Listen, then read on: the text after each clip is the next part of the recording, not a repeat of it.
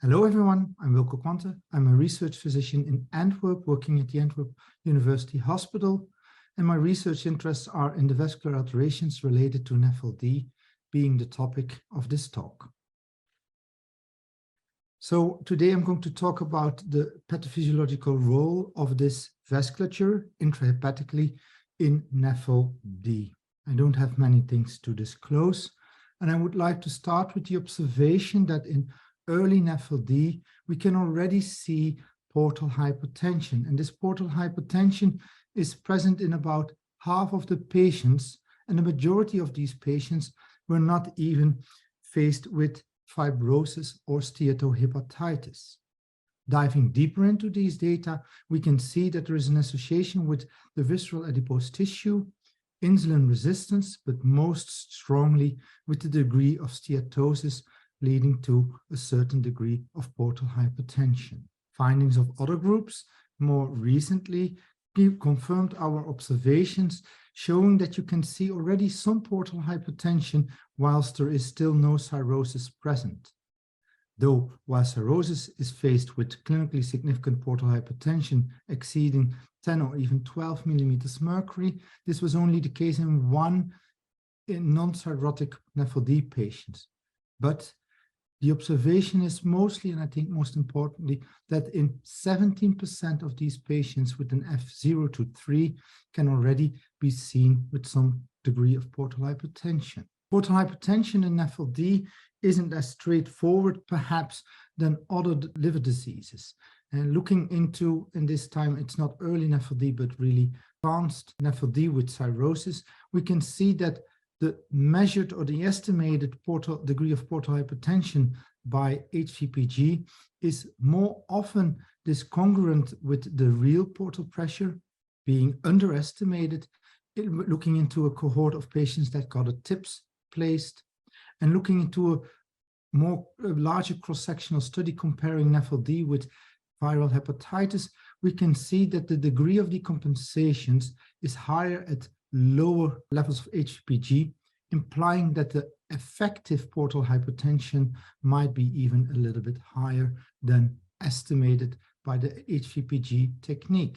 Zooming in onto the background of portal hypertension, then we are all aware of the fact that this is the consequence of either the increased intrahepatic vascular resistance, being the result of both structural as well as functional alterations, as well as an increased inflow of the splanchnic veins that are vasodilated.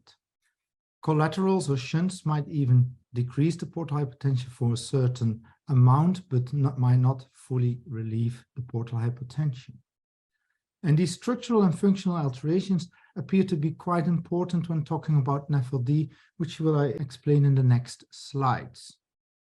And so already for about more than 10 years, we believe that central to the driving force of Nafld to NASH are the intrahepatic vascular alterations that can be found early on in early Nafld.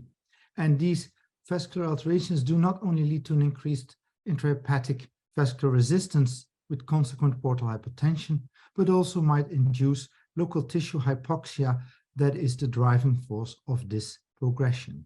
Putting this in the schedule, intrahepatic vascular resistance is central and key to Nafld, at least in our eyes, leading to portal hypertension, which was explained a little bit earlier on, but also to a decreased blood supply with subsequent hypoxia into the liver tissue, partially relieved by increased arterial blood flow by the buffer response, but this is a driving force. Structural and functional changes are, for instance, examples will be given shortly, the narrowing of sinusoids or a distortion of the architecture of the vasculature, or either vascular dysfunction leading to a hypoconstrictive net effect in the liver. Here are some examples of the changes on structural level, showing normal livers on top of this slide, where you can see that in steatosis or animal models of steatosis, the normal architecture is quite distorted, the regular organization disappeared.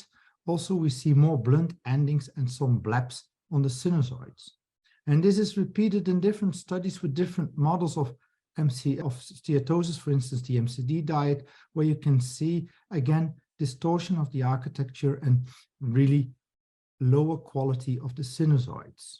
Other studies looked into the structural organization of nerves and veins within the liver, and they could show that when looking into normal livers comparing to the livers with steatosis, panel P and D, that the central veins in gray are not that affected, while the portal veins shown on the right here and in the far panel on the right have a really decreased area and volume, showing that they are compressed and structurally altered in Nafld. Also, and these are human data, looking into the CD34 stain, which is related to capillarization of the sinusoids, but also present in lower degrees of fibrosis periportally, you can see that with increasing degrees of fibrosis or inflammation, that this marker of capillarization, so hence meaning structural alterated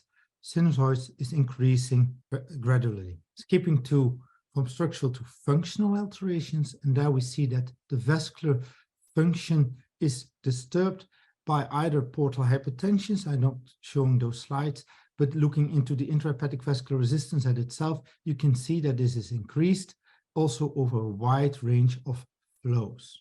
The intrahepatic vascular resistance is the result of either a diminished vasodilatation, as has been proven in different models, where you can see that the acetylcholine mediated vasodilatation working through the release of nitrogen monoxide via the endothelial cells is blunted when you have a Nafld present, but also the opposite vasoconstrictive reaction is altered, but then also more then in line with increased vascular resistance is more severe. So response to methoxamine, which is an alpha-1 agonist, or endothelin, is increased in steatotic animals compared to controls. And I would like to zoom a little bit in. On the right, you have some graphs on endothelin 1, because when we block endothelin 1 by Bosentan, which is an antagonist of the receptor, we can see that the pressure is actually back to normal in animal models of either Nafld or either NASH. And in line with normalization of the intrahepatic vascular resistance, we see improvement of liver biochemistry, a small but notable improvement of the level of steatosis, and importantly, not only functionally but also structurally, we can see that the disturbed architecture is nearly normalized when treating with Bosentan. I only had the time to give some examples, but there are many more involved and already observed to be changed in early Nafld.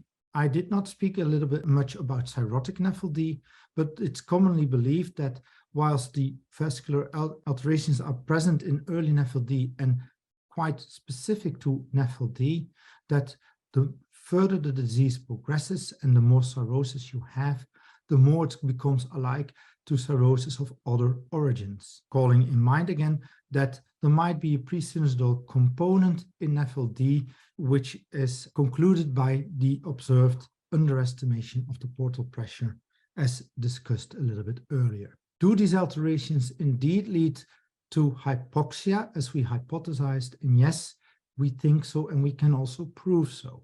If looking at this slide, we can measure the oxygen tension directly in the livers of steatotic animals, showing that the oxygen tension is decreased. But also when we stain for pimonidazole, which is a marker of hypoxia, we can see that the amount of stain is increased, both looking with the eye, but when we quantify this in a way zonally, but also correcting for the amount of steatosis present, we can see that this is markedly increased, mostly in the periportal regions. So hypoxia is indeed present. Functional alterations means that you might be able to modulate these alterations in a way that we can halt or improve the disease. And this is a list of certain drugs that are currently quite far in the pipeline, and Many of them do not have any data on portal hypertension or intrahepatic vascular resistance. Only obeticholic acid and lanifibranor do have some data. Obeticholic acid is mostly studied in models of cirrhosis, where you can see that if you have cirrhosis induced by TAA or BDL, for instance, if you add obeticholic acid, that the pressure and the intrahepatic vascular resistance is decreased, not normalized, after treatment. This was seen also in models of prehepatic portal hypertension by PPVL or by CCL4, where the obeticholic acid, but also other FXR agonists, are able to reduce the pressure. So it seems to be a class effect. And it's mostly believed to be a decrease of the intrahepatic vascular resistance because the portal pressure decreases, but the inflow of blood did not change, meaning that it has to be related to the vascular alterations at the level of the liver. Zooming in on lanifibranor, the panPPAR agonist. The panPPAR agonist is closely woven with all the different components of the sinusoids, and it is not surprising that they might have effect on portal hypertension as well as the intrahepatic vascular resistance. There is some preliminary data in our lab that shows that in Nafld it might work, but I cannot present these at present time.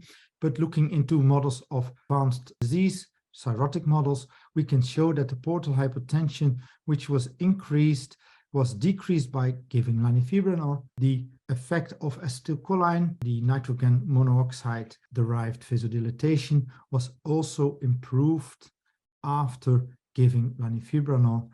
So meaning that this might help on an ultrastructural level. There is also some improvement observed in the TAA model. So in this short but dense talk with a lot of information, I hope I could convince you all that portal hypertension might be already present in patients with Nafld, and that this is an early phenomenon. This intrahepatic vascular alterations leading to this observed portal hypertension are due to functional as well as structural alterations, which are partly reversible but can definitely be modulated, and druggable targets might change the course of disease. We believe it's important because hypoxia, which is the consequence of these alterations and can be observed, is a strong driver of further progression to further fibrosis and NASH. I hope you all enjoyed my talk. If there are any questions, this is a webinar, you cannot ask them directly, but don't hesitate to reach out. Thank you.